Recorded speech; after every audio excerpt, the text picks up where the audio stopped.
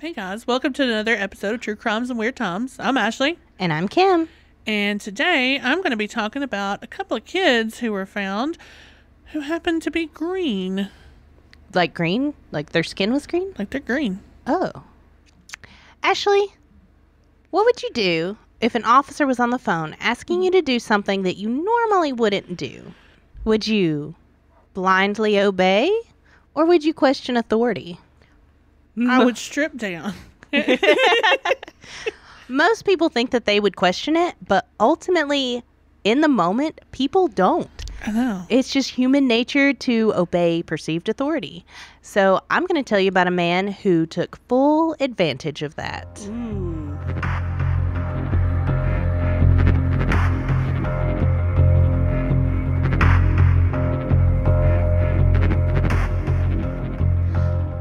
From 1992 to 2004, at least 70 restaurants and grocery stores were prank called. During these prank calls, a man claiming to be a police officer would have managers strip search employees just for fun. And they would do it, though. That's the weird thing. It's because he portrayed himself as someone in an authoritative position, and people just naturally follow orders without question. Like, it's just in our nature to do that. And you can't sit here and say, I wouldn't do that until you're in the situation. Right. It's stressful. It's panicky. You want to help. You want to do what's right. This guy sounds really convincing. And it's hard to break away from that. I'm supposed to do this because he told me to. Yeah. So I'm going to touch on a few of the more notable ones before I get started on the real doozy. Sometimes the managers would cry and get upset that they were having to do this, but they would do it anyway. That's so wild. But sometimes the managers got a little too into it. Okay. And, Yeah. In January 1999, the manager of a Burger King claimed it was a police officer who told him over the phone to strip search, then spank a 17-year-old employee. What? The manager was sentenced to 30 days in jail for disorderly conduct. On November 30th, 2000, a female manager at McDonald's in Litchfield, Kentucky, did as she was told when a police officer called and said that she needed to undress in front of a customer.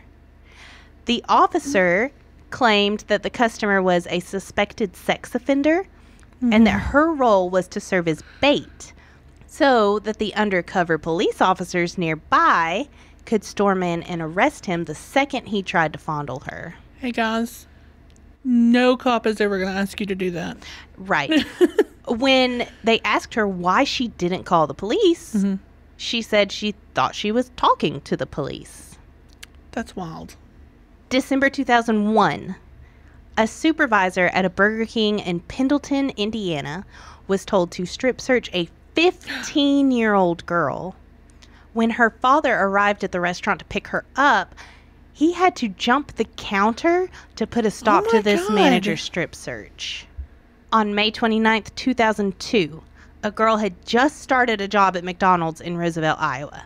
Like, it was her first day, her first hour. It was her 18th birthday. Oh, God. And she was forced to strip naked, jog in place, and assume a series of really embarrassing poses, all at the direction of the caller on the phone. I'd love to know how he's wording this to make this. I'll get to that. Okay.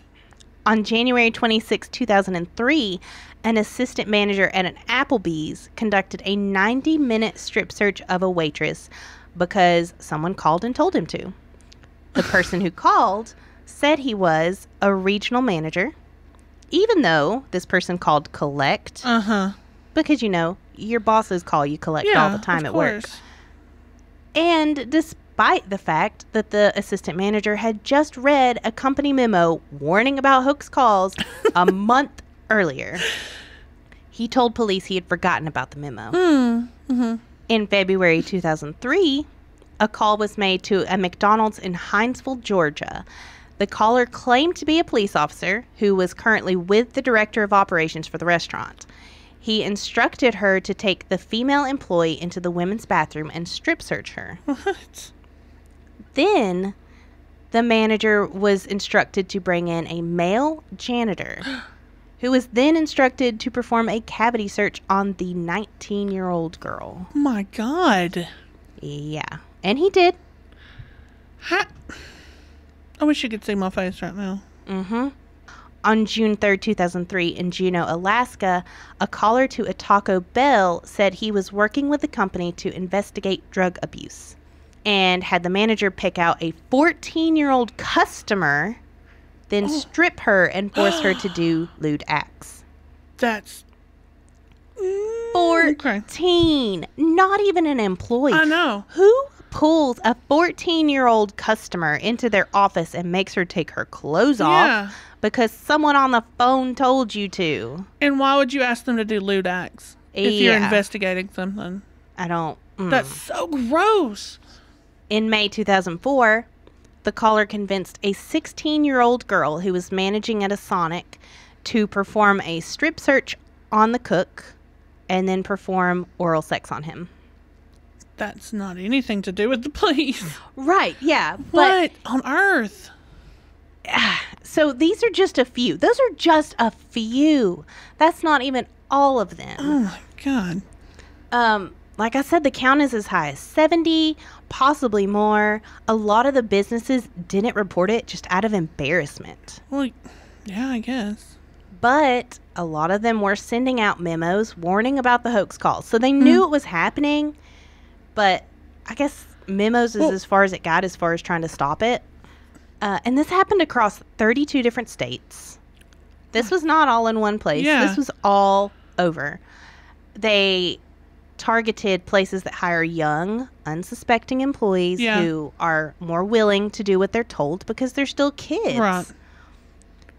And the caller sounded confident. He had details about the appearance of the victims, Well, basically. that's what I was going to ask. So he would call and say, hey, there's a suspected criminal working for you. She's about 150 pounds with brown hair.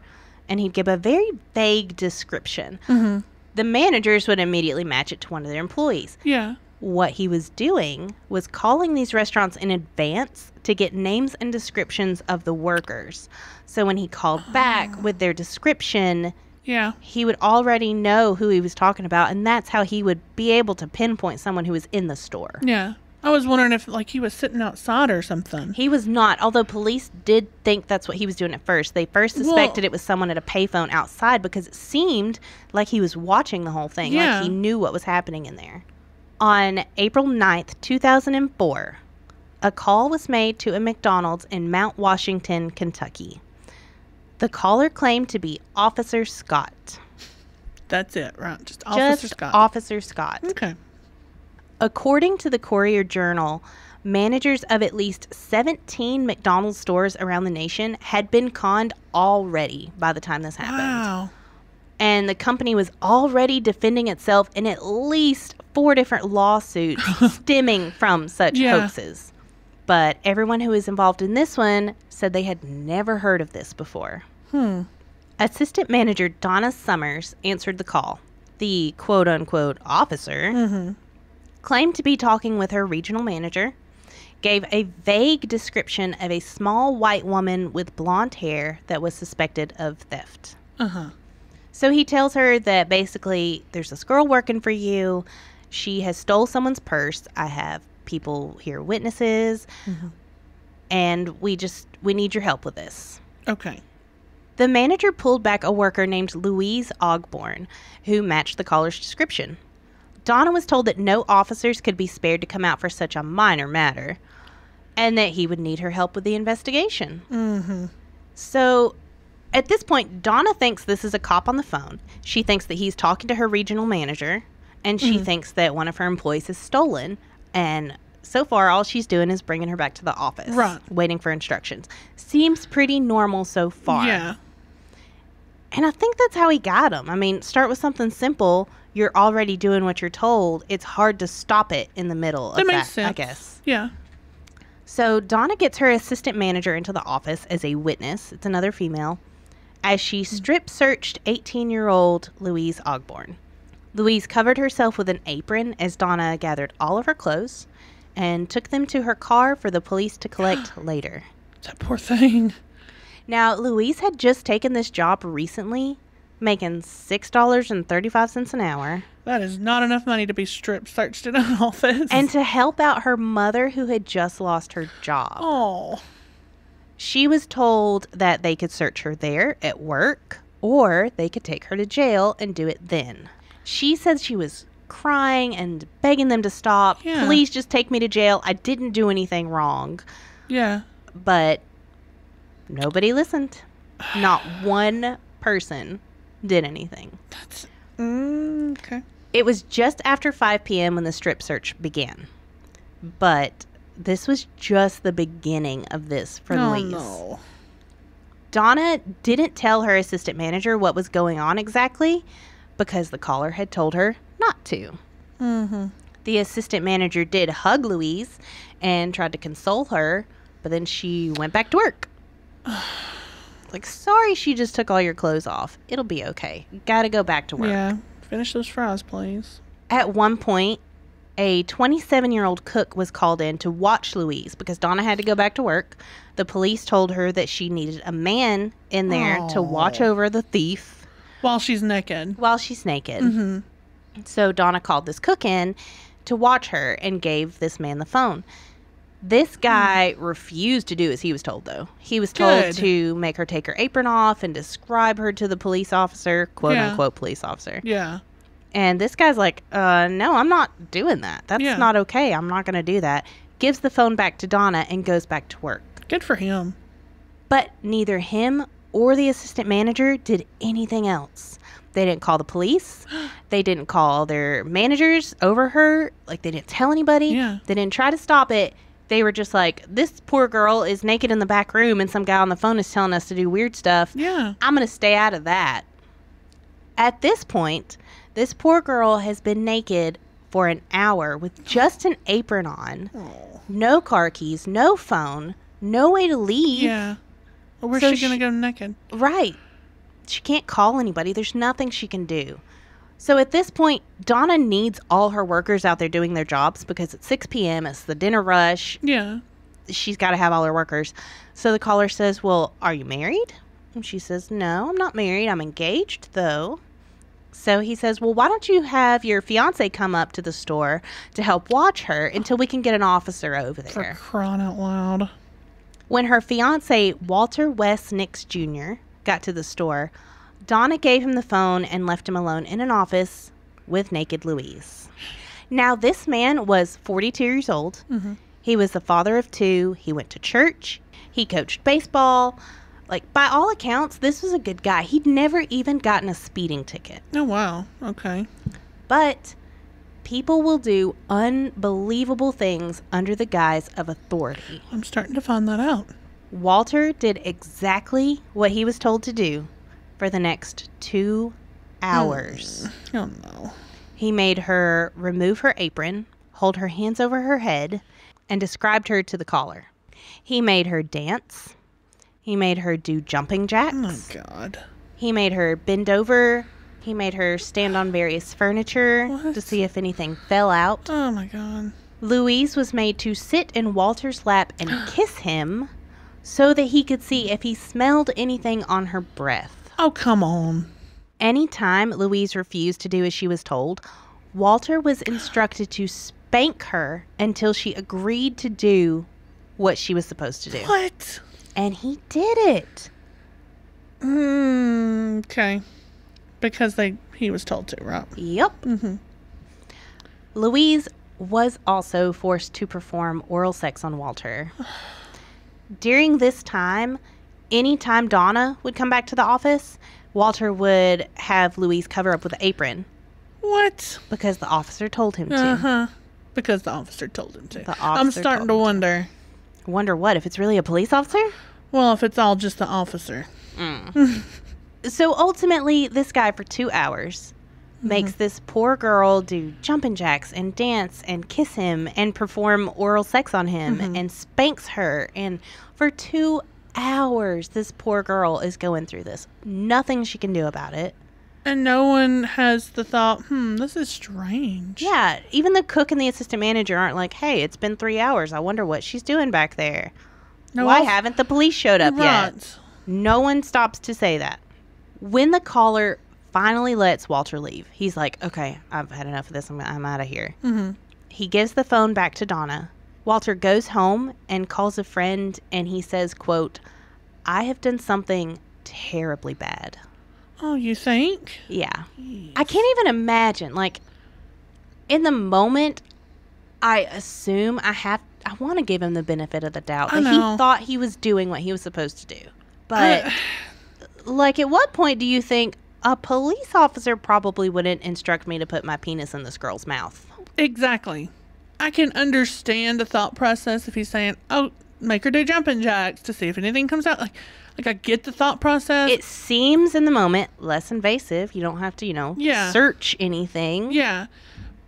But once somebody tells you to put their head in your crotch, maybe you should think twice. Yeah. That's a little extreme. That's a lot extreme. That's a lot extreme.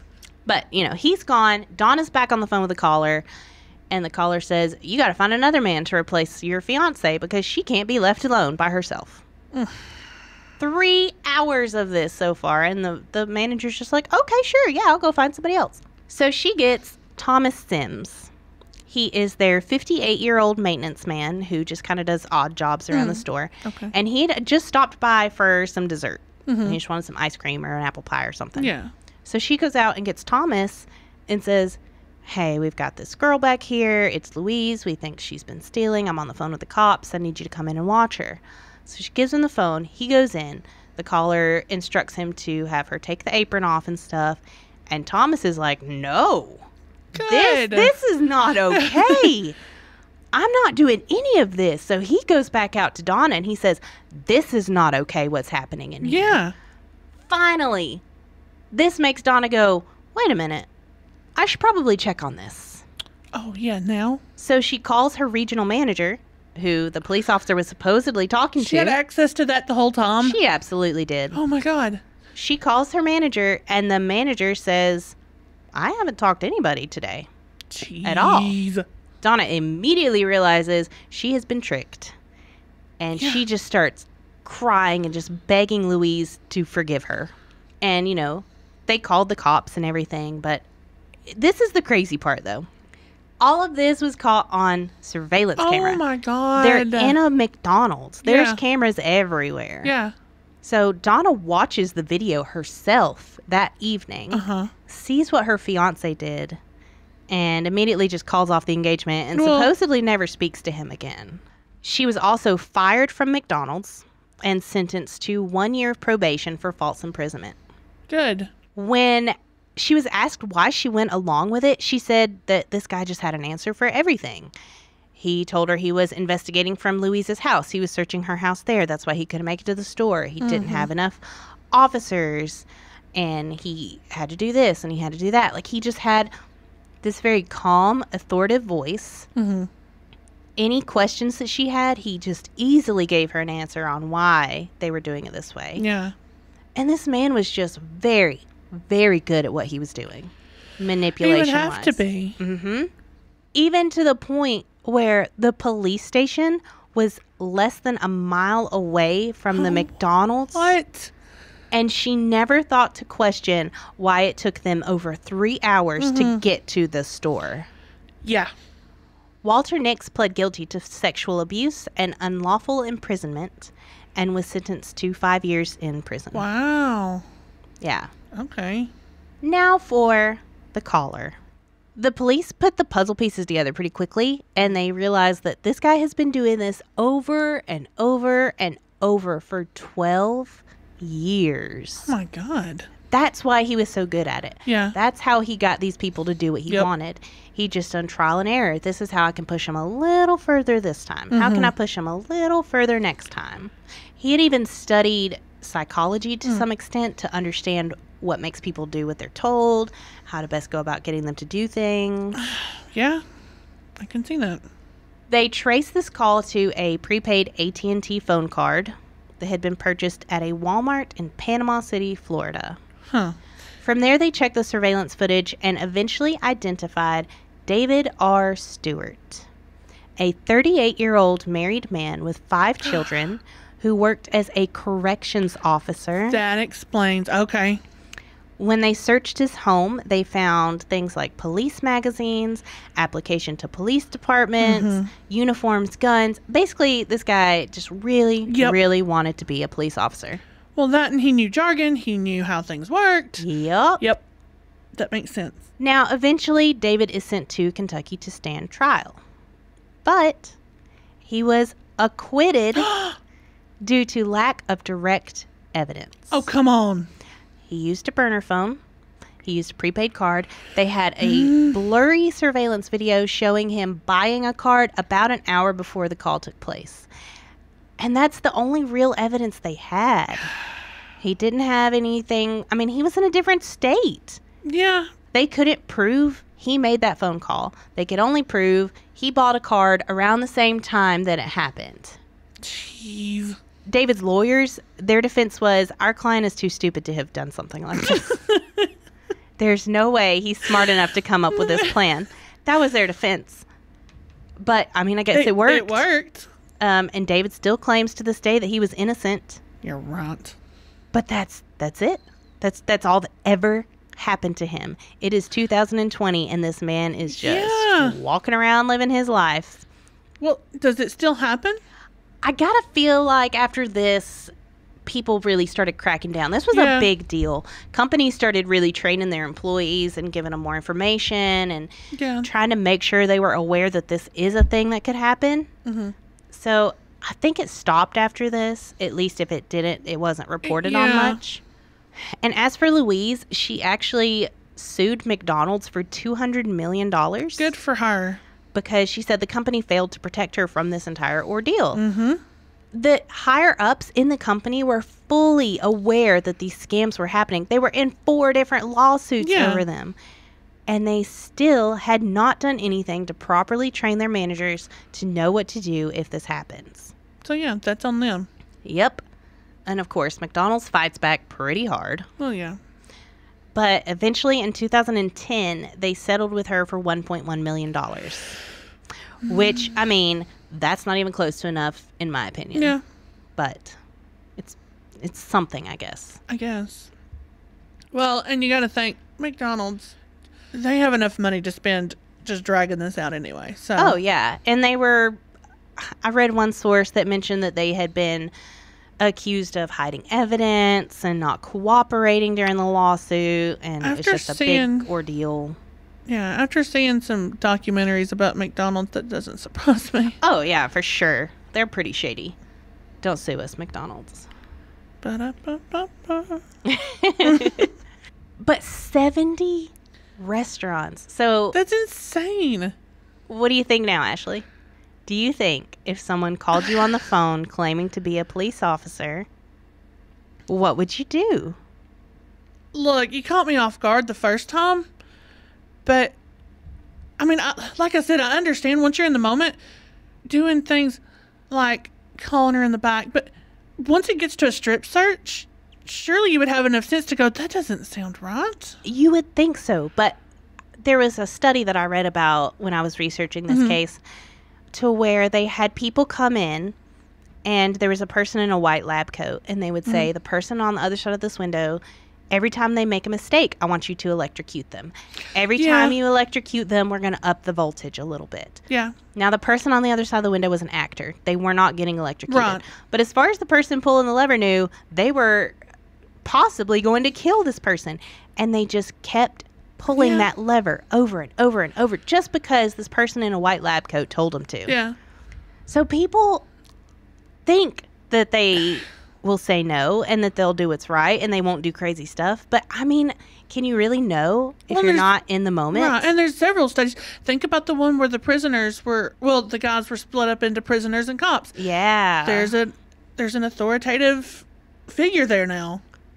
And the people with authority, some of them quickly became corrupt. Yeah. And the prisoners quickly banded together and formed like little cliques and gangs and stuff. And like, So, I mean, the human mind is such a weird thing. And we are just somehow psychologically driven to obey authority. Yeah. And this guy mastered that. No kidding. He knew exactly how to talk. Donna said he stayed calm. He had that answer for everything. He never got upset. He never, panicked over a question. Yeah. He just came right back with the answer that she needed. And that's part of the psychology, too. If you sound confident in what you're doing, you're more likely to fool people with it. But even still, I got to wonder about the fiance. Like, that's a little... Did he just get caught up in the moment and, he was kind of into it and didn't care that it was wrong? Or was he legitimately an unwilling participant who thought he had no choice? It's hard to know. I would like to think that he went into it with good intentions. But I don't know. It's hard. Honestly, from an outsider's point of view, it looks like he just kind of took advantage of it. Right. But, look at his history, too. Not even a speeding ticket. He went to church. He coached Little League. Well, look at serial killers. That's true, too. They do the same thing. But did this guy just happen to have her call in, a closet rapist? What are the chances of that? Yeah. Obviously, he hit a few of them.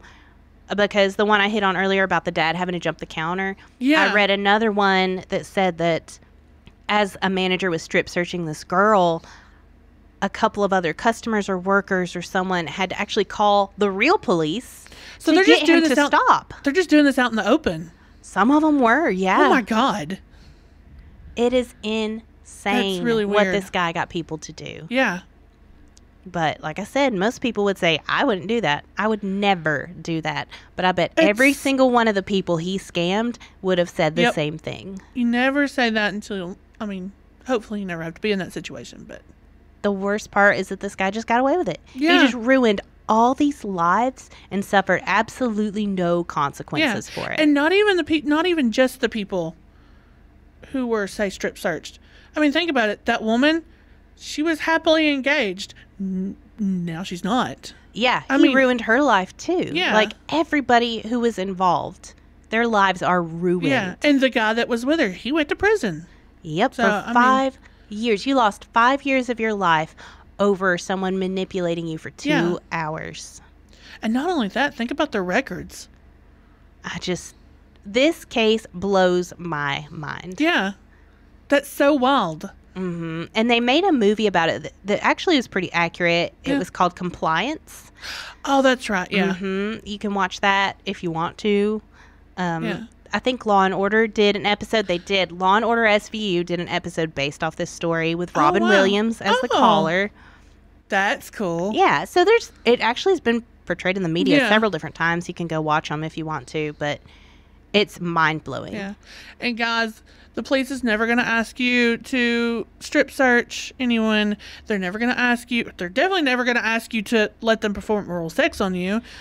Yeah. If someone calls and says they're a police officer, get you a badge number, call the office back and say, hey, is this police officer working this case? Are they supposed to be talking to me? Is this their badge number? It doesn't hurt to verify. Right. And I would assume in most cases, they're not going to call you about something like that anyway. They're just going to come in. Yeah, pretty much. So guys, be careful out there. Don't perform oral sex because a police officer tells you to. The end.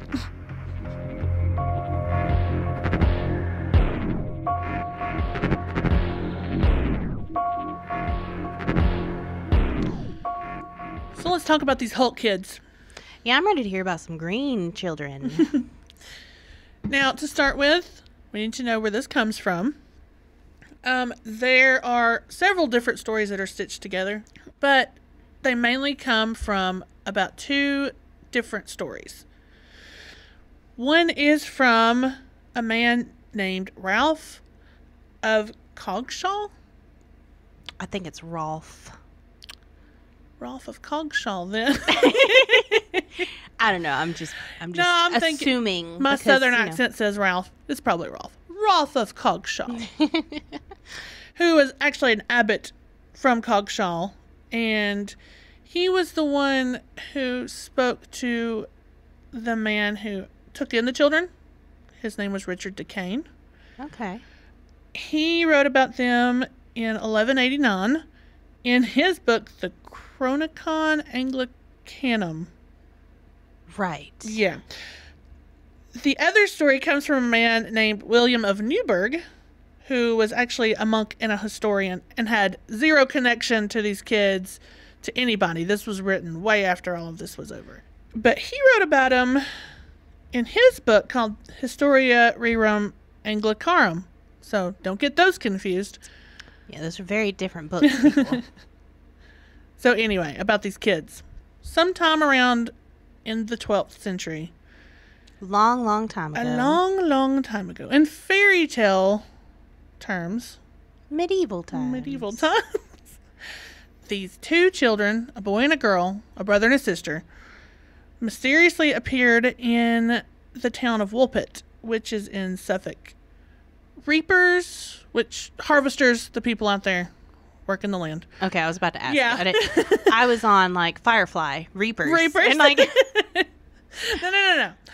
The reapers out there harvesting found them coming out of a wolf trapping pit, which is where the town is named from. It's St. Mary's of the Wolf Pits. Woolpit. Oh, okay. Yeah. That makes sense. We have a lot of towns like that around here. Yeah. Now, these reapers noticed that they were green. I mean, how can you not notice that, right? That'd probably be the first thing I noticed, yeah. They were also wearing clothes that they had never seen before. It doesn't say what kind of clothes. I would just assume that it's probably... It just looks different than what the townspeople are wearing. It's not their normal attire. Right. And they were also speaking like a strange language, strange to them. Now, remember, this is the 1100s. It's the 12th century. Yeah. They're not hearing a lot of different languages. Yeah, that's true. So, I mean, even now, if someone came up to me and started speaking like Swahili, yeah. I'm not going to know what language they're speaking. Now, of course, they're going to take these kids to the village because you're not just going to leave two kids in a wolf pit. Even if they are green. Even if they are green. And wearing weird clothes and speaking weird languages.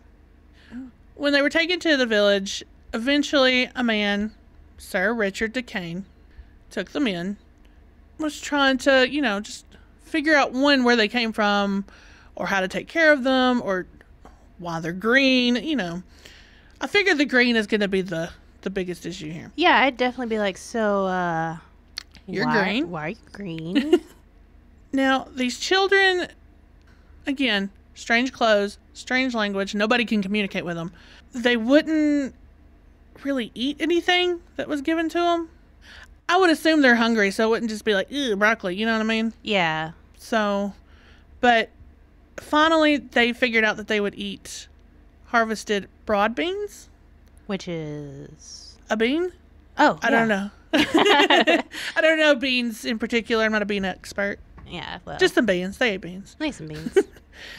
And they only ate those beans for like a while until they started to acquire the taste for bread. Beans and bread. Beans and bread. And to be honest, those seem like the two blandest foods ever. So I'd love to know what they were eating before. Yeah, that's true. I mean, at least I guess they're getting like some protein from the beans. And I wondered if surely that would have been enough to sustain them. I mean, obviously, if they didn't die. So. Yeah. They finally started to lose their green tint, and Richard Decane had them baptized, as you do in the medieval times. Yeah. However, the brother, the little boy, became ill and actually died. Oh, now I made a bad joke. But I wonder if that has to do with, I mean, yeah, it could sustain them, but was it enough for their immune systems? It's still not a healthy meal. Yeah, I mean, maybe that wasn't enough nutrition for them. And honestly, it's the 12th century, so anything could have killed them.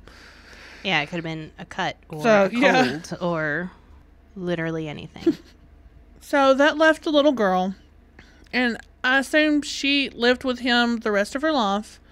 She started to learn English, which is good. And she later married a man at King's Lynn, which is in Norfolk. Who was allegedly an ambassador to Henry II, which there's no proof of that. So. Okay. But it sounds nice. Yeah. Sounds like she had a good life after that. Yeah. There's some accounts that say she changed her name, which I assume she changed to her Christian name, Makes sense. Agnes Barr. And it wasn't until she'd grown older and learned English that she finally told their story of what happened. Ooh, good. Now, remember, they were young kids, so the details are probably going to be from a kid's perspective. Do we know how old they were when they were found? I couldn't find that, but from what I understand, well, now this is from pictures too. Mm-hmm. They were for sure younger, but I don't know if we're talking like 5 and 6 or 8 and 9. That's a big It's difference, a big difference, too. Yeah. Either way, they're still kids, Mm-hmm. and heck, even when I was 8 and 9, there's some things that I remember, but from that point of view. Right, yeah. So it changes once you get older. So she told them that she and her brother came from a land that she called the land of St. Martin. And we'll talk about that in a minute. Yeah, it has a Christian name, Yeah. but she didn't speak English or... Well, maybe it was called the land of St. Martin in their language. Yeah, that's true. She said the other people that lived with her also had a green tent, which makes me wonder if it was some kind of, like, something they were eating. That's been my thought the whole time, is it sounds like it was something in their diet Yeah. that was turning Like, their where they just skin. eat Because a that ton can of grass. happen, right? Yeah. Well, think about it. Carrots make you orange. Yeah, So maybe they were just eating a ton of vegetation. that makes sense to me. That was my first guess anyway. Yeah. They were eating a lot of green stuff. Well, I have an answer for that too. Okay. We'll see.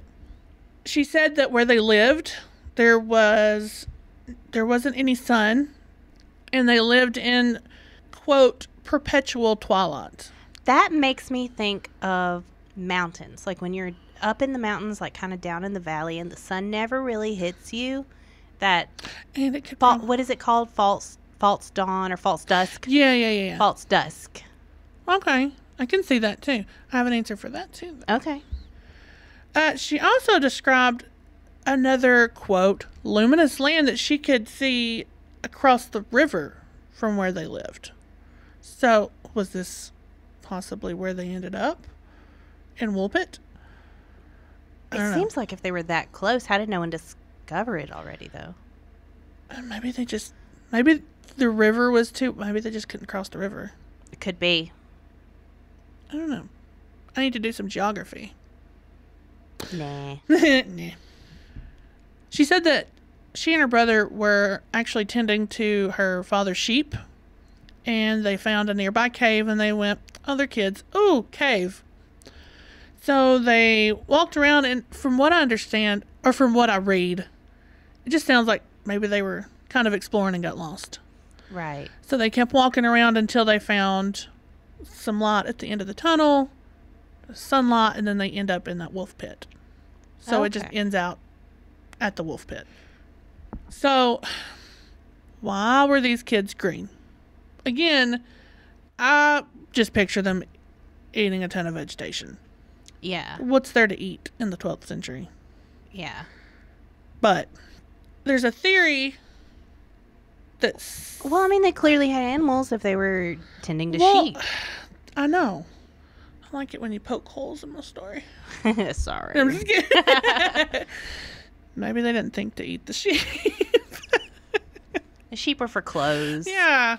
So a theory about their green skin is that they were possibly suffering from hypochromic anemia. Mm-hmm. It's caused by a very poor diet. Maybe they were eating the sheep, but maybe they weren't eating a lot of it. Right. Maybe they yeah. just had a crappy diet. They just weren't eating enough. But it affects the color of the red blood cells, and it results in a green tint to your skin. Well, it would make sense if they would only eat beans and they would only eat bread. If they didn't have a diverse diet. Yeah. Yeah, if we're talking bland foods, maybe it was taste because they were not eating very well. Mm-hmm.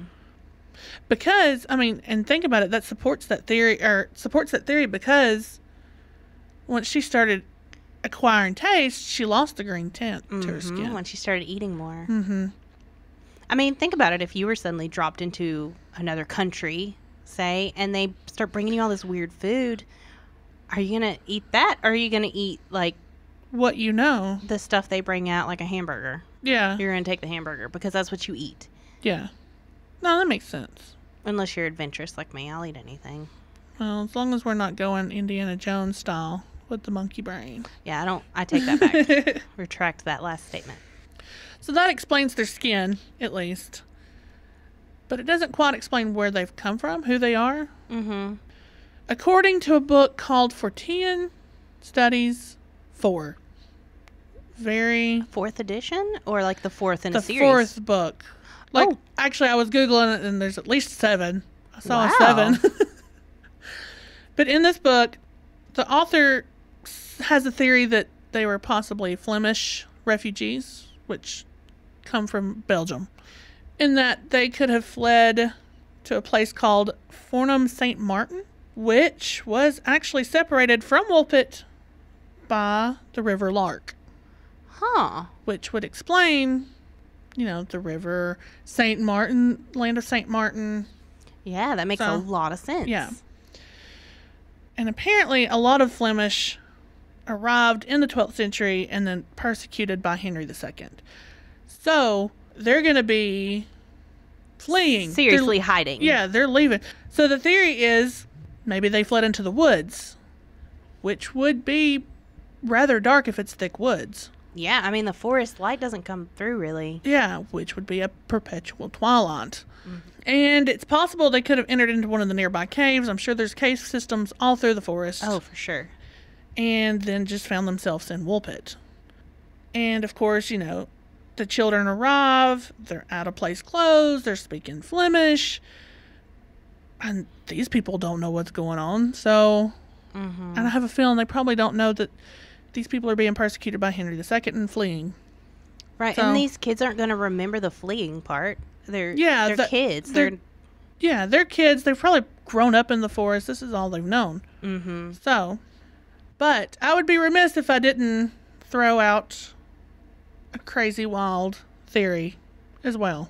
Obviously. It's weird times. It's weird times. A man named Robert Burton wrote in his 1621 book called The Anatomy of Melancholy. Sounds like a real riveting read. Sure.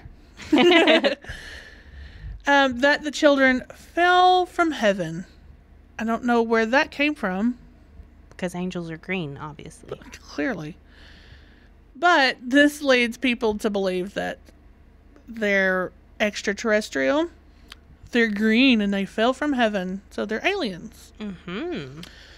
In fact, astronomer Duncan Lunan, which I think is funny, Lunan, Like the moon. like the moon, he hypothesized that the children were transported to Woolpit from their home planet, which he doesn't give a name for.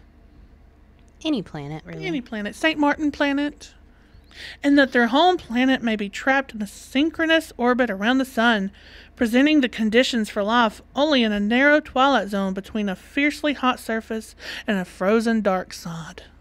And they climbed through a cave to Earth? Clearly. It's a transportation tunnel.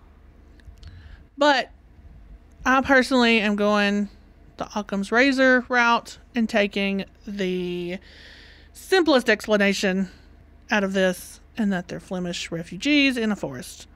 With a bad diet. With a bad diet. Because that sounds about right for the 12th century. Yeah, I'm on board with that theory. But I gotta say, finding strange green children at the edge of the woods who don't speak English in weird clothing would probably freak me out a little bit too. Yeah. And I'm surprised there weren't more theories from the townspeople in the 12th century. Demons and monsters and, I don't know, dragons. But, that's it. That's the green kids from Woolpit. Man, I can just imagine people finding green kids now. They'd be all over the news. I'd come inside and like start Googling green children. Probably find this story. Like, oh, they're aliens. Okay. Oh, yeah. Never mind. All the paranormal YouTube videos. That's it. How to care for green children. Beans and bread. Google Translate. What language is this? That would have solved a lot of problems. Yeah. Why didn't they just use their translator? God, it's like they don't even know what the internet is. Whatever. Noobs.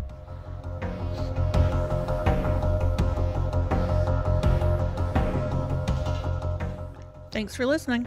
Like us on Facebook at True Crimes and Weird Times Podcast. Follow us on Instagram at True Crimes Weird Times. Email us your stories at truecrimesweirdtimes@gmail.com. And if you enjoyed the show, make sure to subscribe and leave a review. Bye.